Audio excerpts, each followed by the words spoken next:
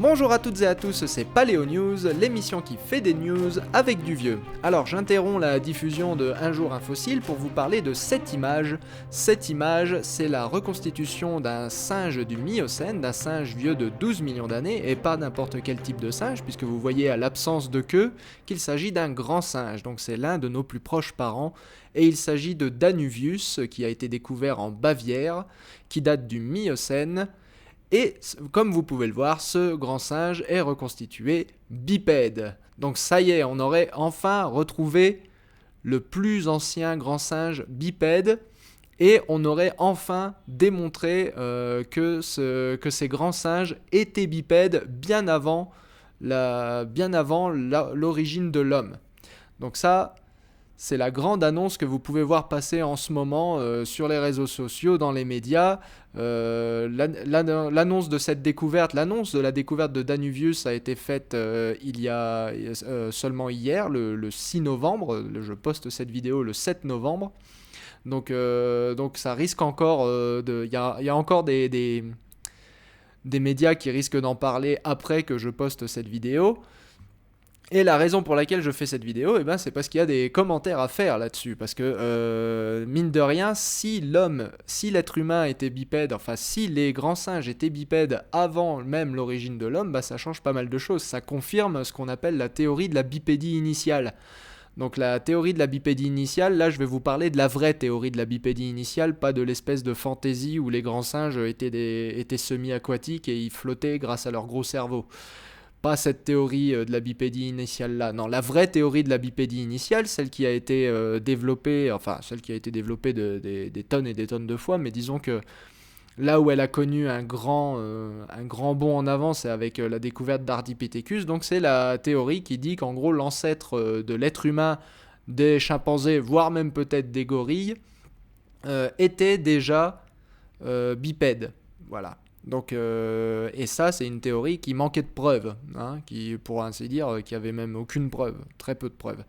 Donc si on démontre que la théorie de la bipédie initiale est vraie, ça veut dire que la bipédie n'est plus un caractère humain. Et donc ça mérite quand même qu'on s'y attarde 2 secondes, quoi. Voilà. Ça veut dire aussi que les gens qui disent que Sahelanthropus, donc Toumaï, n'est pas un humain, ont peut-être raison. Bah oui, parce que si Sahelanthropus... si on enlève la bipédie à Sahelanthropus, il lui reste plus grand chose comme caractère humain. Bon, il lui reste ses petites canines à usure apicale, mais c'est pas un caractère qu'on retrouve que chez l'humain, ça. On le retrouve par exemple chez les gigantopithèques. Donc, voilà, dire que Danuvius était bipède, et ce il y a 12 millions d'années, c'est pas rien, parce que ça veut... Si les grands singes étaient bipèdes bien avant l'origine de l'homme, ça veut peut-être dire que Sahelanthropus du coup n'est pas un être humain, ça veut peut-être dire beaucoup de choses, quoi.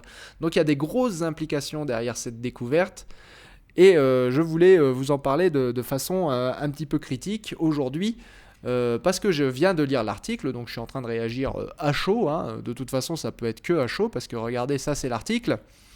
Et l'article, il a été publié le 6 novembre. Donc, comme j'ai dit, on est le 7 novembre aujourd'hui. Donc, voilà.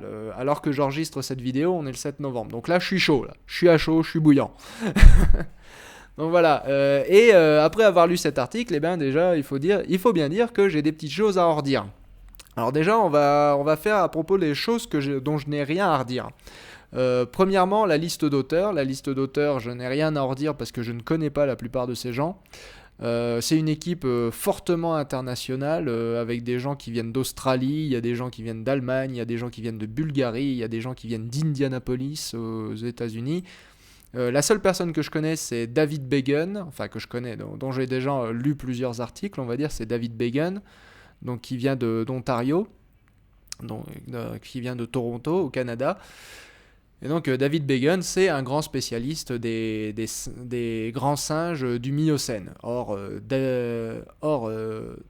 Danuvius est un grand singe, il nous vient du Miocène, d'il y a environ 12 millions d'années, donc jusque-là, j'ai aucun problème avec ça. Donc la liste d'auteurs, j'ai rien à en redire. J'ai rien à redire au fait qu'il reconstitue Danuvius comme bipède. L'article m'a assez convaincu, mais je suis pas du tout spécialiste de ce point de vue-là.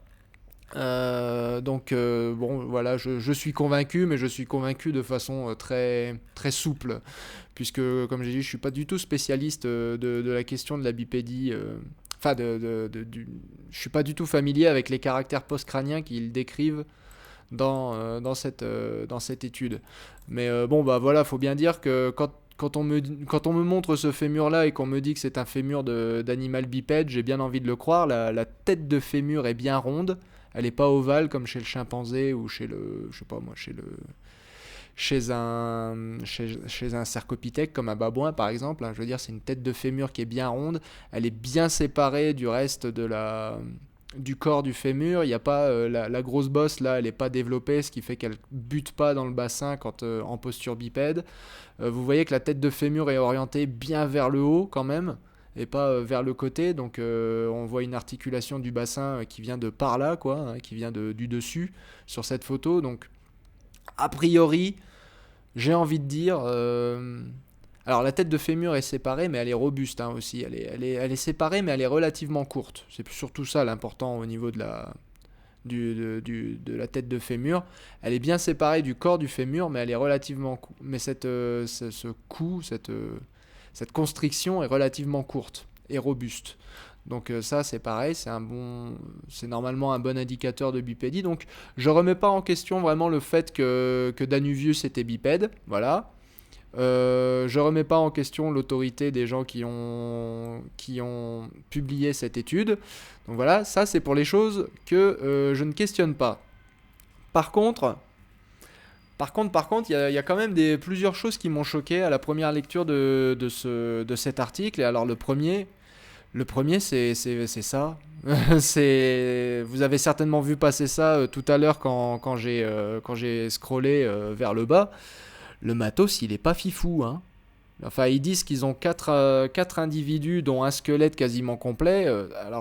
En partant du principe que sur cette figure, ils ont mis le meilleur matos qu'ils avaient. Enfin, vous voyez, c'est quand même pas fifou fifou, quoi, hein. Il y a quand même du, je sais pas, c'est quand même vachement craquelé, c'est vachement déformé.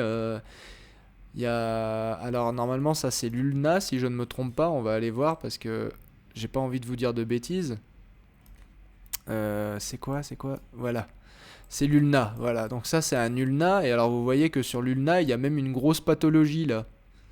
Voilà, donc ils disent dans l'article qu'il y a une grosse pathologie et donc ça c'est l'ulna et voilà, il y a une énorme pathologie. Donc ça en plus c'est pas que de la déformation, en plus il y a aussi des caractères pathologiques sur leur squelette. Donc ouais, le matos c'est pas fifou. Euh, donc enfin voilà, ils publient ça dans Nature en disant un squelette complet, machin tout ça. Ouais, squelette complet, faut. Ouais. Bon après j'ai montré ça à une dame qui étudie les grands singes fossiles et apparemment ça a pas eu l'air de la choquer qu'on appelle ça du beau matériel. Bon, moi personnellement, j'ai vu des choses mieux préservées qui dataient du Permien, hein, donc qui étaient 10 fois plus vieilles que ça, hein. Ouais, 20 fois plus vieilles que ça. Donc moi déjà la qualité du matos, elle m'a pas impressionné. Donc à partir de là, faire des études morphométriques, donc des mesures et des machins sur la morphologie 3D de ces trucs-là. Voilà, donc typiquement ce qui produit ce genre de résultats, et puis tous les tableaux que vous pouvez voir dans les supplementary data, donc dans les données supplémentaires, là, toutes ces mesures, tous ces tableaux-là. Du coup, arriver à tirer un bon signal d'un matos qui est tout écrasé, tout pété, tout déformé, je trouve ça un petit peu douteux, vous voyez, tous ces box plots là, ouais. Bon, déjà ça m'a juste visuellement déjà, vous voyez, juste visuellement, j'ai commencé à me méfier. Et alors, ce qui m'a vraiment choqué, c'est ça.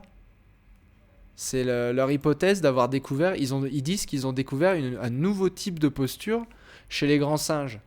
Donc ils appellent ça le Extended Lip Clambering. Et je crois que, pareil, si vous avez vu passer ça sur Internet, vous avez certainement vu passer un titre du genre un nouveau type de posture découvert pour les grands singes fossiles. Et donc le Extended Lip Clambering, ce serait un nouveau type de posture Alors, je sais même pas comment traduire ça. Le clambering, ça veut dire grimper ou se suspendre. Donc, la grimpette à membre étendu, je sais pas, à membre tendu. Je sais pas ce qu'ils ont voulu dire. Mais en gros, c'est un peu comme d'après ce qu'on lit dans l'article, en gros, c'est un peu comme les orang-outans, c'est-à-dire que c'est de la bipédie suspendue. Donc c'est ce que font les orang-outans, ils font de la bipédie suspendue avec les bras. Sauf que là, c'est une bipédie suspendue où les jambes sont très fortes, sont très puissantes. Alors que chez les orang-outans, leur bipédie suspendue, les jambes sont très faibles, c'est surtout les bras qui tiennent. Donc, bah, c'est ce qui est représenté sur cette image, je vous la remets, voilà. Vous voyez donc c'est comme une bipédie suspendue d'orang-outan avec les bras vers le haut comme ça. Mais vous voyez qu'ils ont représenté la puissance des jambes parce que les jambes sont bien tendues et qu'il se tient qu'avec un seul bras dans l'arbre. Voilà, ce Danuvius. Donc ce serait ça, une bipédie suspendue avec les membres postérieurs beaucoup plus robustes, beaucoup plus costauds et donc bien bipèdes. Et ça, moi, ça m'embête. Ça m'embête. Parce que si vous y réfléchissez bien, donc il crée un nouveau type de posture pour cette espèce fossile. Alors moi, j'ai rien contre, mais comment tu testes ton hypothèse? Comment tu testes que cette hypothèse est vraie? Comment tu testes que ces caractères que tu vois sur le squelette, parce qu'il voit toute une variété de caractères qui indiquent que les membres postérieurs étaient puissants, que les membres antérieurs étaient brachiateurs, comment tu testes que cette posture existe vraiment s'il n'y a aucune espèce moderne qui la pratique? Parce que c'est ça le truc, c'est qu'il crée ça pour une espèce fossile, ça veut dire par définition qu'il n'y a aucune espèce moderne qui la pratique. Alors ils apportent des détails comme quoi, bah oui, les membres postérieurs sont bipèdes et les membres antérieurs sont brachiateurs. Donc ils montrent notamment, si on peut voir les phalanges sont très courbées. Ça c'est très typique, c'est très très typique des brachiateurs. Donc oui, je peux être convaincu, mais c'est quand même un gros problème d'inventer un nouveau type de posture pour une espèce éteinte, pour la simple et bonne manière qu'en gros, tu es en train de créer une hypothèse non testable. Puisque comme il n'existe aucune espèce qui possède ce type de posture, qui possède ce type de locomotion, eh ben on ne saura jamais ce que ça donne sur le squelette. On ne saura jamais ce que ce type de locomotion fait au squelette. Donc, dire qu'un squelette a ce type de locomotion sans avoir un équivalent moderne pour tester cette hypothèse, bah ça rend ton hypothèse de locomotion non testable. Et ça, c'est chiant. Et ça, c'est très chiant. Donc on a une hypothèse non testable. Et là où j'ai vraiment eu un mouvement de recul, mais de fou, c'est ici. Donc, l'ELC, donc leur nouvelle locomotion, est un nouveau modèle de mode de positionnement ancestral qui est un modèle de positionnement ancestral commun à l'ancêtre commun des grands singes et des humains. Et au cas où c'est pas assez clair, leur nouvelle posture, donc la bipédie arboricole à membres postérieurs renforcés, est un précurseur obligé à la bipédie.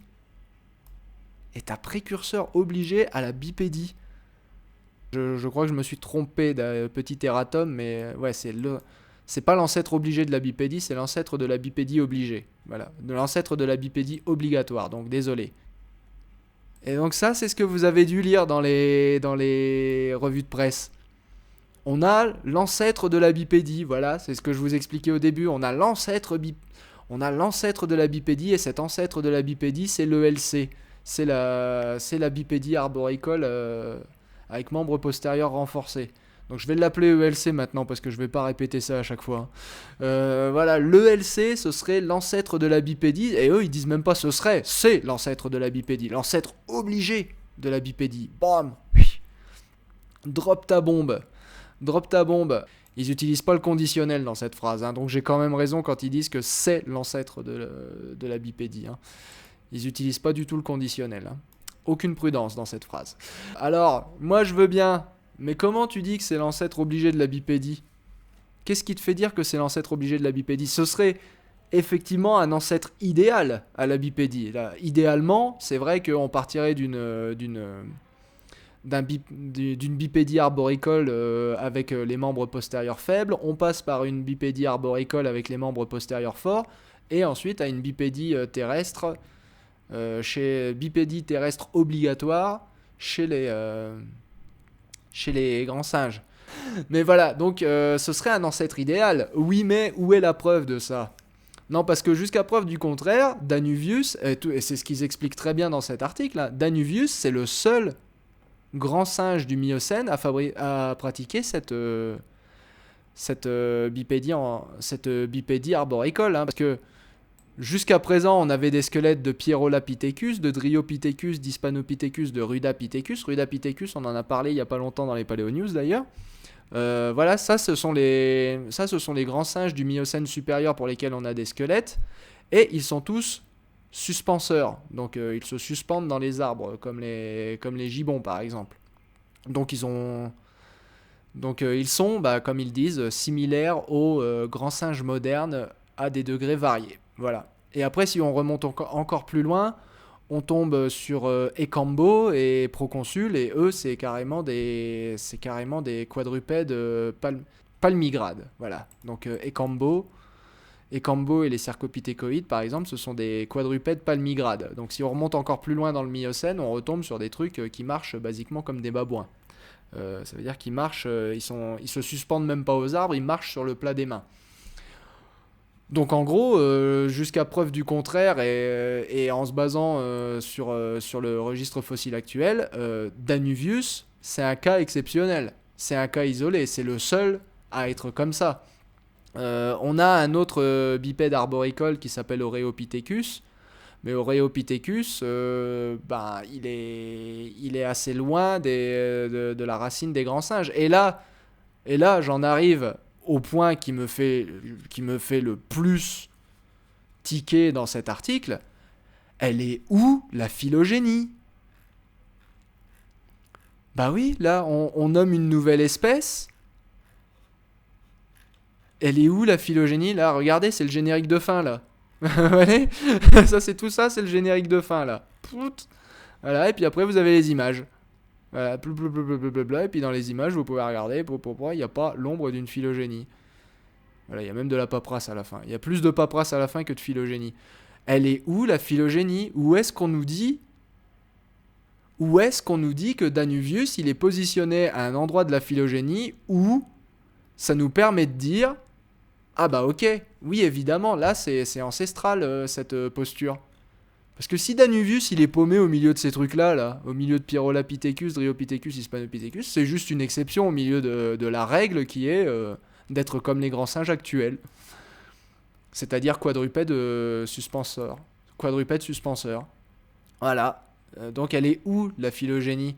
Alors le seul moment où on parle vaguement de phylogénie, où on évoque vaguement la phylogénie, c'est quand on nous dit que c'est possiblement un Dryopitheciné. Alors pour vous dire, c'est tellement succinct qu'il va falloir que je le tape. Donc on nous dit ici, voilà, c'est un Dryopitheciné bien préservé. Donc voilà, diagnose différentielle. La morphologie crânio-dentaire indique que Darwinius est un Dryopitheciné. Et c'est pareil. Enfin, après, il nous renvoie à la diagnose différentielle dans les méthodes, mais il n'y a toujours pas de phylogénie dans les méthodes. Hein.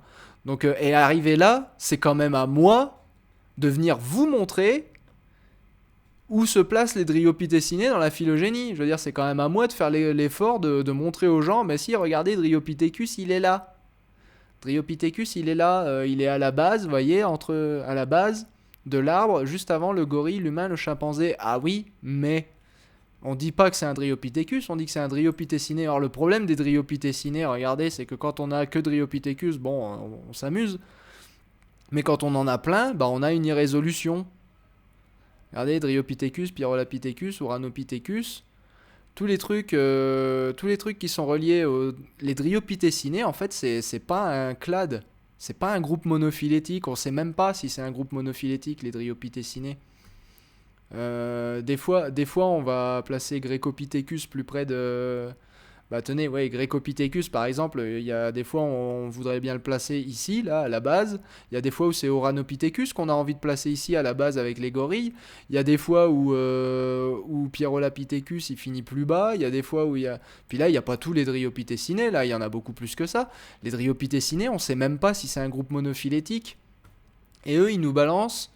Ah bah voyez, ça veut dire que la bipédie elle est ancestrale chez les grands singes. Bah oui, mais enfin, Pyrolapithecus là par exemple, et Dryopithecus, ils sont pas bipèdes. C'est eux-mêmes qui l'écrivent. Hein. C'est pas moi qui l'invente là, hein, c'est eux-mêmes qui l'écrivent. Donc, je veux dire, on sait même pas s'ils se placent pour pouvoir dire que Danuvius est pertinent dans l'évolution de la posture chez les grands singes et notamment chez les gorilles. Donc là, vous avez les gorilles, là, vous avez chimpanzés et là, vous avez les humains, enfin les homininés. Il faudrait pouvoir dire qu'à coup sûr, Danuvius se branche à la base des Dryopithecinae, que du coup, sa posture à lui est ancestrale aux Dryopithecinae et peut-être même par extension, du coup, à ce clade complet. Sauf que si Danuvius il est tout seul perdu au milieu de cet arbre, de l'arbre des Dryopithecinae, c'est juste un cas de convergence évolutive de plus. Comme Oreopithecus. Donc Oreopithecus, j'en parlais tout à l'heure, il est là, vous voyez. Il est super loin hein, dans l'arbre phylogénétique Oreopithecus. Donc pour lui, il n'y a pas trop de doute que sa bipédie à lui, sa bipédie arboricole, elle est convergente. Mais là, pour Dryopithecus, pour dire que ça... Pour Danuvius, pour être sûr que sa bipédie n'est pas convergente avec celle des humains qui se trouvent là, il faudrait pouvoir être sûr que soit il se branche à la base des Dryopithecinae ici, soit même qu'il se branche à la base des hominidés ici. Donc Pan plus Gorilla plus Homo, ça fait hominidés. Donc, et ça, nulle part, ça n'est démontré. Donc, où est-ce qu'il nous prouve que Danuvius a une quelconque pertinence dans la question de est-ce que, oui ou non, la bipédie était initiale ou pas? Ça n'est jamais questionné, ça n'est jamais démontré. On ne nous démontre jamais la pertinence de ce nouveau taxon, de cette nouvelle espèce, pour le débat sur l'origine de la bipédie. Et alors ça c'est un très très gros problème dans ce nouvel article. Donc voilà, je ne conteste absolument pas le fait que cette espèce ait été bipède. Je ne conteste absolument pas la pertinence, l'autorité et l'expertise des gens qui ont écrit cet article. Je comptais, moi, mes gros points noirs sur cette étude, c'est le matos. À mon avis, le matos est pas très joli et beaucoup des mesures qui ont été faites dessus, ouais, faudrait les étudier au cas par cas, voilà. Définir, le deuxième point qui m'inquiète, c'est la définition d'un nouveau mode de locomotion chez les grands singes, alors même qu'il n'existe pas chez les singes modernes. Donc, hypothèse non testable, ou très faiblement testable, ou très difficilement testable, ou voilà, pensez-en ce que vous voulez. Allez-y dans les commentaires, dites-moi ce que vous en pensez. Et surtout, le gros point noir, c'est l'absence totale de phylogénie, qui est déjà un problème en soi quand on veut définir une nouvelle espèce, mais qui en plus invalide tout le discours, parce qu'on ne sait pas si... du coup, on ne peut pas dire si c'est convergent ou pas. En l'absence de phylogénie, c'est impossible de dire si la bipédie de Danuvius est convergente ou pas. Et si ça se trouve, ils auraient même trouvé que Danuvius était même plus proche de l'être humain. Vu que Danuvius est bipède, si ça se trouve, ils l'auraient même trouvé qu'il était plus proche de l'être humain que du chimpanzé. Et alors là, ça aurait voulu... Enfin, ils auraient démontré l'origine européenne de l'être humain qu'ils essayent de démontrer là, depuis la découverte de ces fameuses empreintes bipèdes en Grèce. Donc là, je vous rappelle un souvenir qui est très très vieux, là, mais ils avaient trouvé une piste d'empreintes de grands singes bipèdes en Grèce. Donc, et que peut-être c'était un ancêtre des homininés, ou peut-être pas. Ou peut-être que c'était justement un cas de convergence évolutive comme Oreopithecus. Voilà. Et donc en l'absence de phylogénie, on ne le saura pas. Voilà. Donc des articles comme ça qui font presque exprès d'esquiver la question, ça m'ennuie. Je vais vous montrer justement comment, ouais, parce que là, faut quand même le voir ça, je vais vous montrer comment dans les communiqués de presse ils vous présentent cette phylogénie. Parce que évidemment dans les communiqués de presse, les gens sont pas idiots, ils veulent savoir si c'est une convergence ou pas. Bah regardez comment ils traitent le truc. Donc voilà, ça c'est une image que j'ai tirée d'un communiqué de presse. Voici une phylogénie, hein. Là il y a une phylogénie. Et regardez, âge approximatif de Danuvius. Donc, vous voyez la ligne rouge là, tac tac tac tac, et on nous dit, ah regardez, c'est juste à la base entre le gorille, le chimpanzé et l'humain. Vous voyez, c'est là qu'il se place, Danuvius. Ta ligne elle passe aussi par là. Et voilà, l'article ne démontre pas que cette ligne, que Danuvius ne pourrait pas tout aussi bien se positionner ici. Alors j'ai toute confiance dans le fait que c'est pas un orang-outan. Je veux dire, les orang-outans, ils ont quand même une tête suffisamment facile à reconnaître. Ils ont une morphologie suffisamment différente des autres grands singes pour être différenciés. Mais ce que je veux dire, c'est que voilà, méthodologiquement parlant, bah ils excluent pas. Et du coup, les Dryopithecinae, ils se placeraient là, du coup. Donc vous voyez, on nous montre pas si Danuvius, il est là, s'il est là dans les Dryopithecinae, s'il est à la base des Dryopithecinae, en haut dans les plus dérivés des Dryopithecinae. On nous dit pas tout ça. On nous dit pas tout ça. Du coup, ça me fait me demander si les auteurs de cet article comprennent à quel point c'est problématique de ne pas avoir inclus une phylogénie là-dedans. Voilà. Donc voilà, c'est ce que j'en pense, va falloir attendre la suite. Si ça se trouve, c'est peut-être pour ça qu'ils n'ont pas inclus de phylogénie, hein. Peut-être qu'ils le savent très bien que justement la phylogénie sera critique et que peut-être que justement avec une phylogénie, ils arriveront à démontrer l'origine européenne de l'homme qu'ils cherchent tant à démontrer. Donc peut-être qu'ils ont envie d'en faire un deuxième article dans Nature, voilà, ça se trouve c'est ça. Donc je sais pas, on verra la suite, mais voilà, pour moi le mystère reste pas entier. Pour moi il y a... Enfin, j'ai bien envie de conclure que le mystère reste entier, mais j'ai horreur de conclure comme ça. Donc non, le mystère reste pas entier. Là, il y a clairement un problème dans cette... Il y a clairement au moins 3 problèmes dans cette étude. Voilà, merci à tous d'avoir suivi cette petite émission, ce petit Paléo News Flash, et n'oubliez pas de vous abonner pour ne rien manquer d'anciens. Ciao!